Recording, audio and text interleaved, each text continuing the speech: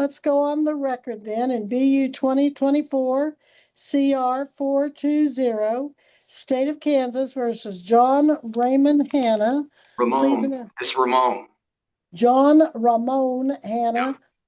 Please state your appearances. Thank you, Your Honor. May it please the court, Joseph Baca appearing for the state of Kansas. Mr. John Ramon Hanna appears in person from the county jail. Mr. Hanna, you asserted that you had retained who? Yes. I have, he's retained every month. What does that mean? You're paying him every month for something? Yeah, I just keep him on retainer every month. He's also out of the law offices in Los Angeles as well. Well, I've known Mr. O'Hara for many years. I did not realize he had an office in Los Angeles. That's news to me, but he certainly is very competent and skilled, so that could be. And Your Honor. Mr. Baca. I'm sorry to interrupt, but I do have some information for the court that I think may help. Please proceed then. Your Honor, it's my understanding on this case that at a prior date, a competency evaluation was ordered to be done for the defendant. The state did do some checking into that with the state hospital, and while our notice was sent and the court's notice was sent, it was overlooked by the state hospital, but they are aware of it as of now, so they're going to be getting on top of getting that evaluation done. Now, we're also investigating an issue whether there is a potential federal hold also on Mr. Hanna, but it appears I don't think we can proceed until we get that evaluation. Can I say something? I'd like to get can I say something, please? I'd like to put a claim notice of reassurance, a claim notice of non-acceptance, and also reaffirmation of the facts, and a claim notice of discontinuance. What statutory site do you have for each of those? I don't have a statutory site. It comes out of law books. Well, law books all have statutory What I'm saying, sites. what I'm addressing is the claim notice of reassurance and the claim of acceptance is whoever the practitioners of the law, they're actually registered in the Book of Registries in Boston. And I would have my defense attorney put in these claim notices in paper as well. I've already gotten as oral statements. First of all, sir, I show that when we were here September 29th of 25, you and Darren Patterson, who had been attorney to represent you, had some issue come up in which he asked to withdraw, and it was granted. He withdrew. I asked you if you wanted another attorney appointed, and you told me you were going to hire your own attorney. So we set this over to allow you to hire your attorney. Where is that attorney? I don't show any attorney has entered his appearance to represent you today. Because I haven't. I say he's on a retainer fee. He says we have a deal worked out. He's retained. Well, I'm not sure that he would agree with that, because when he's retained, he shows up and enters an appearance. He sent one of his associates to cover for him in another case today, and that attorney said that they only had that one case and they left. They didn't say anything about representing John Hanna, and they haven't put any notice in file that they're representing you. So it sounds to me like you have not worked out everything you need to with Attorney O'Hara.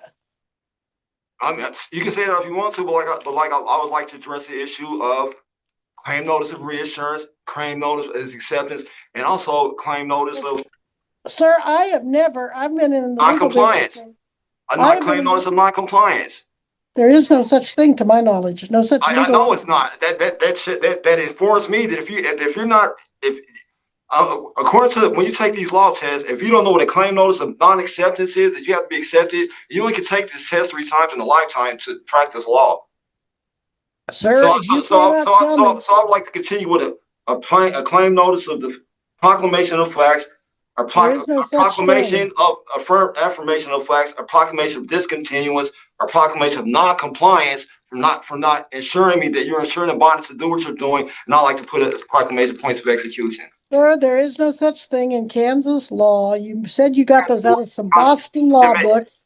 Okay, no, I say Boston Law Books. I said registry, and the book of registry is in Boston. I didn't say Boston Law Books. I said the book of registry. And all I asked for the 922G, if you're insured and bonded to do this, because you have to do it according to federal procedure, according to the United States Constitution. If you can't, then there's no jurisdiction. It lacks evidence. All right, Deputy, are you there? Yes, Your Honor.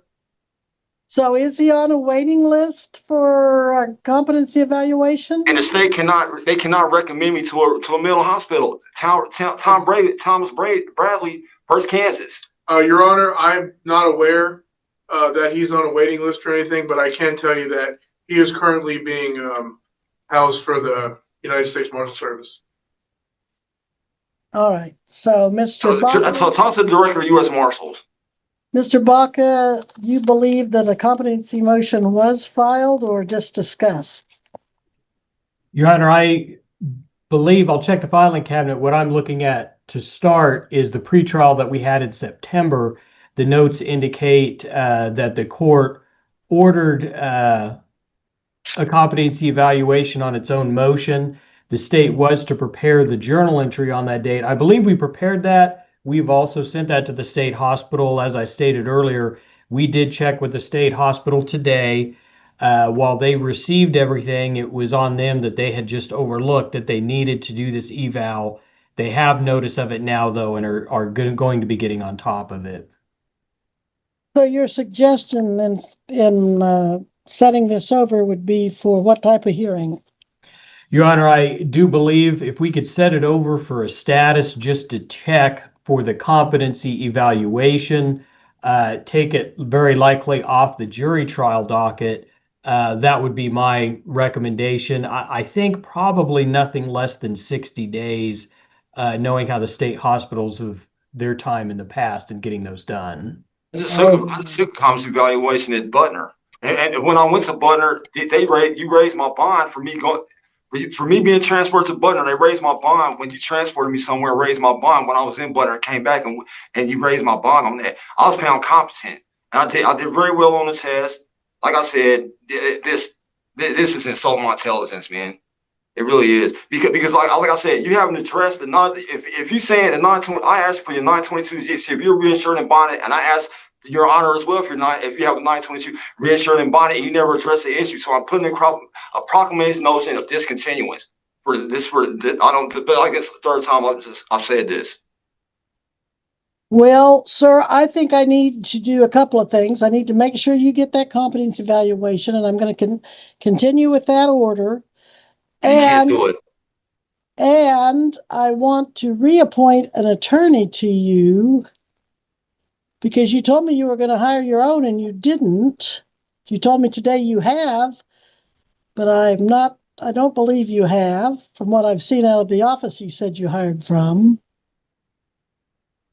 But first order of business, when can we do, Jen, a competency evaluation about at least 60 days out? You take all money from me. Your Honor, you do have an opening May 11th. At 9 o'clock? Yes. All right, let's do May 11th at 9 a.m. in order that he be brought back or that he reappear May 11th at 9 a.m. on that follow-up of that competency evaluation. And when he gets back, well, I can't appoint our public defender contractor because you're not addressing the issues. Definitely. She's supposed to address the issues. Thank you. Jen, do you think that normally I would turn to Mr. Josh. I turned to Josh, but I don't think he's taking those anymore. I think he's got other responsibilities. I don't know if Cooper's would be able to fit one in, but I would like to reappoint. We don't have a list for misdemeanors like we do felons, right?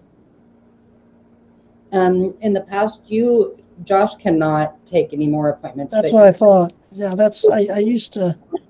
Before. Say that again, please, that last sentence. You have appointed William McClendon before, or Chris Pate. Try William McClendon.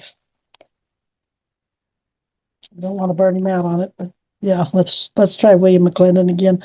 Or you said Pate. If Pate would take, you might want to try Pate first, just because of the experience factor and nothing more. I think Mr. McClendon can handle it, but like I said, I don't want to over. I think anyway, saying less than more. Either one of those two would be fine, and we'll set this over, Mr. Baca, to May 11 at 9 a.m. to reevaluate that competency or to review it. Thank you, Your Honor. You're welcome. And hopefully, now that you've got the state hospital's attention, busy as they are, they'll make room like they told you they would. So, all right, Deputy, thank you for bringing him out. He's remanded to your custody, to the sheriff's custody.